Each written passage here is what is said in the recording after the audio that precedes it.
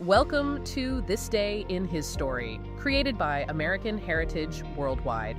A reminder that every day holds something new to learn. Did you know you can count the seeds in an apple, but you can't count the apples in a seed? Learn about John Chapman, who planted apple trees in Pennsylvania, Ohio, Indiana, and Illinois, while traveling ahead of pioneers to plant orchards before towns were even built. Learn why Walt Disney created a cartoon about Johnny Appleseed, showing him traveling west with a Bible and apple seeds, and that today people still celebrate Johnny Appleseed with apple festivals and statues in his honor. Whenever we start digging into historical documents, agricultural records and biographical archives, we're always looking for that one narrative, the one that completely shatters what we thought we knew. Right, the ones that surprise you. Exactly. And today we are taking a sledgehammer to a classic piece of American folklore. We are talking about Johnny Appleseed. Oh, yeah. The man, the myth, the legend. Well, the myth is what we're going after. Our mission today is to uncover the actual man behind the myth. We're going to separate the highly sanitized, Disney-fied legend that you probably grew up with from the deeply fascinating, strategically brilliant, and honestly rather eccentric historical reality of John Chapman. It is a wild reality, too. It really is. Okay, Yeah. let's unpack this. Because the guy you're likely picturing in your head right now is entirely different from the actual frontier developer we've been researching. It's completely true. I mean, when you hear the name Johnny Appleseed, you almost certainly picture a cartoonish figure. Right, like a guy skipping through a field. Yeah. You imagine this whimsical barefoot wanderer with a tin pot on his head, just casually scattering seeds into the wind across a sunny meadow, probably surrounded by bluebirds. Certainly bluebirds. But the historical reality is much more complex. We are looking at a shrewd pioneer, a highly calculated businessman, and a devoted missionary. He wasn't a fairy tale character wandering aimlessly. He was a strategic operator working on the rugged edge of the American frontier. So to really understand the mechanics of what he accomplished, we have to start by grounding him in his actual era. We do. The real John Chapman was born on September 26, 1774, in Leominster, Massachusetts. Right. Now, keeping that year in mind, he is born right on the brink of the American Revolution. Which is huge. Huge. And his early life was marked by severe hardship. His mother died when he was quite young, which obviously left a profound impact on his early development. But it's his father's role in his life that acts as this massive anchor point in his story. Yeah, his father's background provides a critical piece of context here. It really grounds Chapman in a very specific, gritty, historical reality. His father, Nathaniel Chapman, was a Minuteman. He actually fought at the Battle of Concord. Wow. And he subsequently served in the Continental Army directly under General George Washington. So he's right in the thick of it. Exactly. So John Chapman is growing up in the immediate turbulent aftermath of the birth of a nation. He's being raised by a man who quite literally fought to build the country from the ground up. And that shapes a person. Completely. The psychological landscape of post-revolutionary America was entirely focused on expansion, survival, and establishing permanent roots. Right. And it was likely his father who originally taught him the trade of orcharding, right? That's what the records suggest, yeah. See, I appreciate this detail because it instantly strips away that magical aura surrounding him. It grounds him as a highly skilled agricultural tradesman. He didn't just wake up one day with a mystical affinity for apples. Exactly. He learned a tangible, highly technical trade passed down from a Revolutionary War veteran. Yeah. And he took that skill and applied it to the expanding frontier. The sources say he planted his very first apple tree in the Allegheny Valley in Pennsylvania around 1798. And what's fascinating here is how he took that foundational skill of orcharding and built an incredibly lucrative, unique business model around it. A business model, Right. not a charity. Right. Chapman wasn't just dropping seeds wherever the soil looked soft. He was highly strategic. He traveled across the Ohio Valley and the expanding Midwest, specifically states like Pennsylvania, Ohio, Indiana, and Illinois. But the genius of his operation was his timing. He was planting miles and miles ahead of the pioneer migration. But wait, if he is operating out in the absolute wilderness far ahead of actual settlements or a formal government presence, how is he legally claiming this land to build a business? That is the exact question that separates the myth from the man. To understand Chapman, you have to understand frontier land laws of the late 18th and early 19th centuries, specifically things like the Northwest Ordinance. Right. Land companies, like the Ohio Company of Associates, wanted to encourage permanent settlement. So, to officially secure a land claim, settlers were often legally required to show improvement on the land. Improvement, meaning they had to do something with it. Exactly. And one of the most recognized forms of improvement was planting an orchard. It usually required at least 50 apple or peach trees to be planted within 3 years. Ah, so an orchard was essentially a biological deed to the property. Exactly. Chapman recognized this legal and economic reality. He would scout ahead of the migration routes, anticipating where the pioneers would eventually settle based on river systems and topography. That's incredibly smart. He would find a prime plot of land, clear it, plant his apple seeds, construct a rudimentary brush fence out of fallen timber to keep the deer out, and then leave it in the care of a frontiersman living nearby. Just leave it there to grow. Right. Years later, when the pioneers finally arrived in their covered wagons, exhausted and needing to prove improvement on their new land claims, Chapman would return and sell them a fully mature, producing orchard for a significant profit. He was essentially a frontier real estate developer. He really was. He was doing the hardest part of the agricultural labor before his customers even knew they needed it. That requires an immense amount of foresight.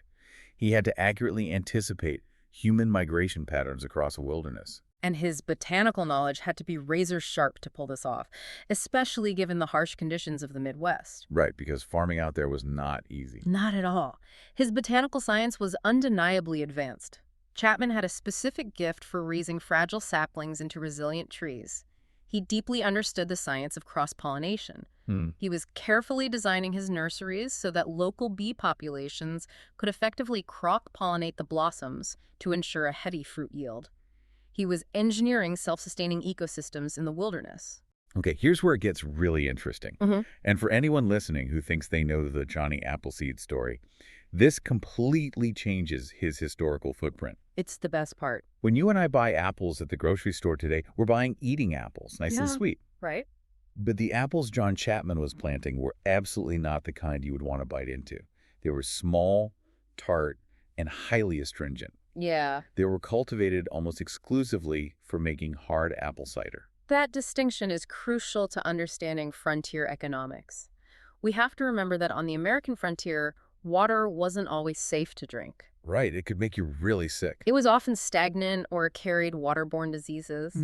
But if you pressed apples into juice and let it naturally ferment into hard cider, the alcohol content made it a safe, stable beverage that could be stored in barrels and consumed year-round. Wow. It was an absolute staple of frontier life, consumed by everyone from adults to children. Kids were drinking hard cider? Well, weaker versions sometimes, but yes.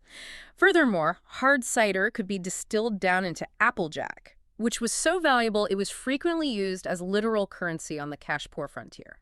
So he wasn't providing a sweet snack for passing children.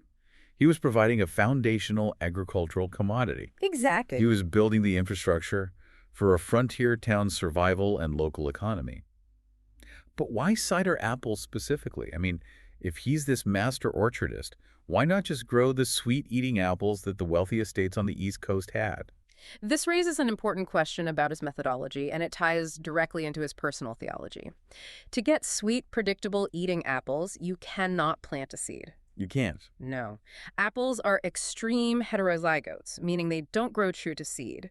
If you take a seed from the sweetest apple in the world and plant it, the tree that grows will almost certainly produce bitter, wild apples. They were often called spitters because you'd spit them out if you took a bite. Right, so to get a specific variety, you have to graft them. You take a cutting from a tree that produces good apples and splice it onto a rootstock. Precisely.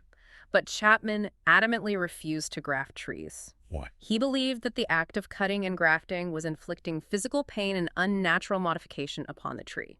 He believed it was a violation of the natural order. Oh, wow. Because he would only plant straight from the seed, his orchards exclusively produce these bitter cider apples. And his refusal to graft wasn't just a quirky agricultural preference, it was deeply rooted in his religious convictions. Which brings us to the underlying motivation of his entire life. Beyond the real estate and the cider economics, the sources show Chapman was a dedicated itinerant missionary. He was. He was a follower of the New Church, also known as the Church of Swedenborg. And this wasn't just a casual affiliation. This theology fueled his endless, grueling travels across the frontier. Emanuel Swedenborg was an 18th century scientist and theologian, and the Church of Swedenborg was built on his writings.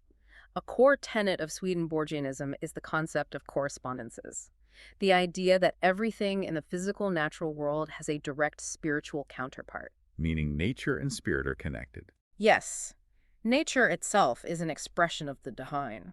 This explains Chapman's profound reverence for the environment. It's why he wouldn't graft trees, and it's why he famously refused to harm animals, even insects. Right.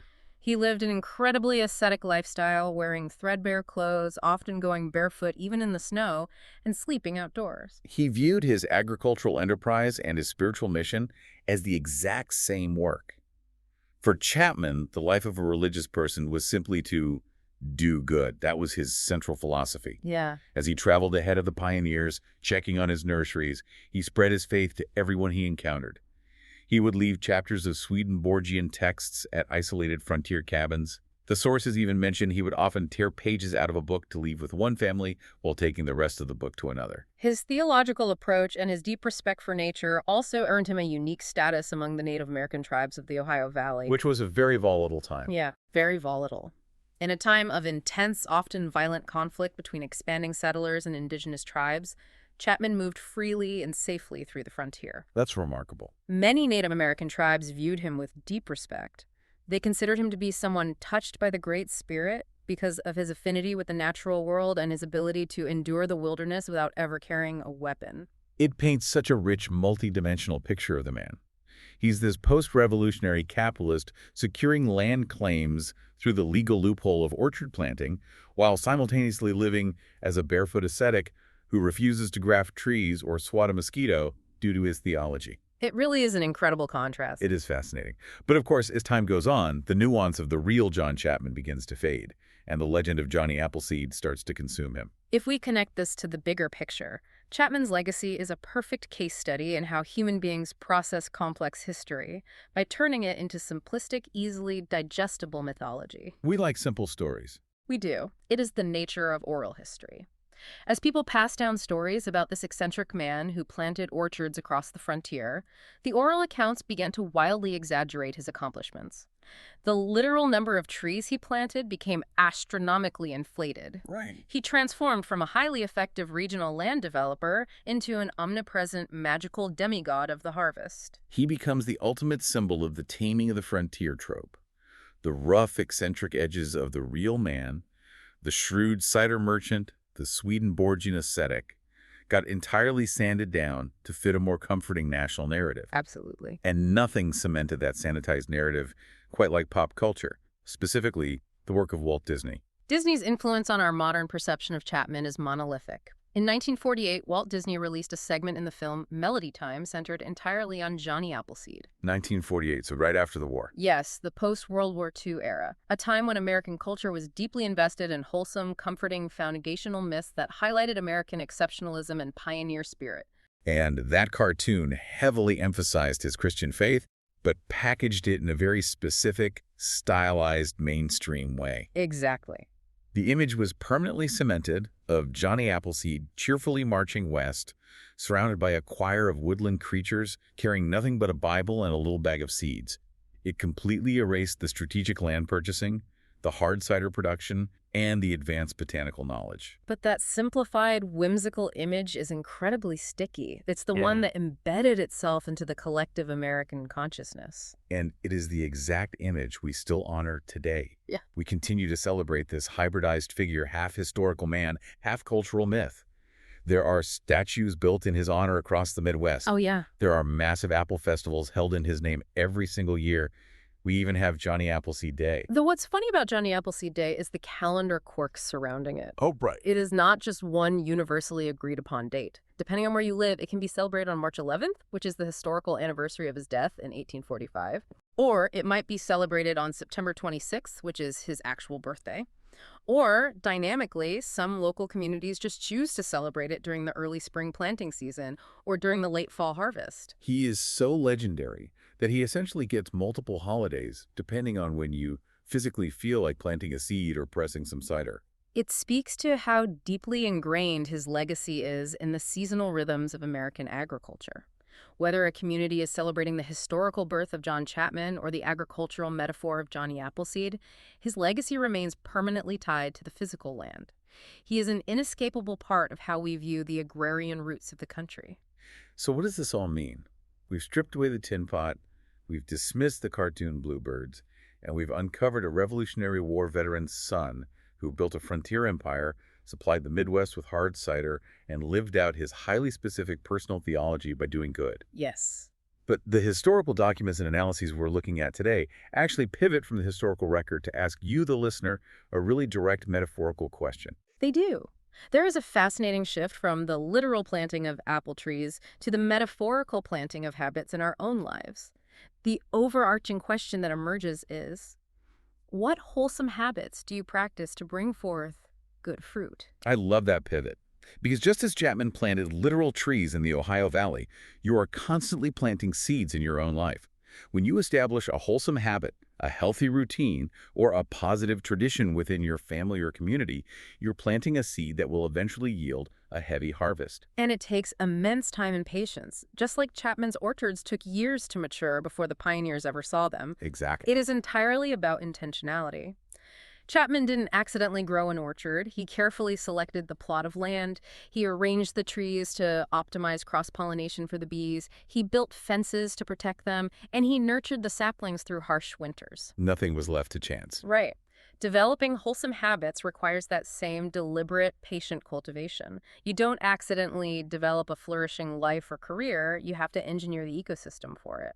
And if you are feeling inspired to do some literal or figurative cultivating today, there's some incredibly fun, hands-on applications from the sources you can try. Oh yeah, these are great. If you want to connect with this history, you could make homemade applesauce fruit roll-ups or explore some apple-based culinary crafts in your own kitchen. And since spring is the prime apple planting season, you could literally go plant an apple tree today. Or even simpler, just take a single seed from an apple you eat and start germinating it in your house. It is a tangible way to connect with a history that is over 2 centuries old. It connects you to a lineage of cultivation.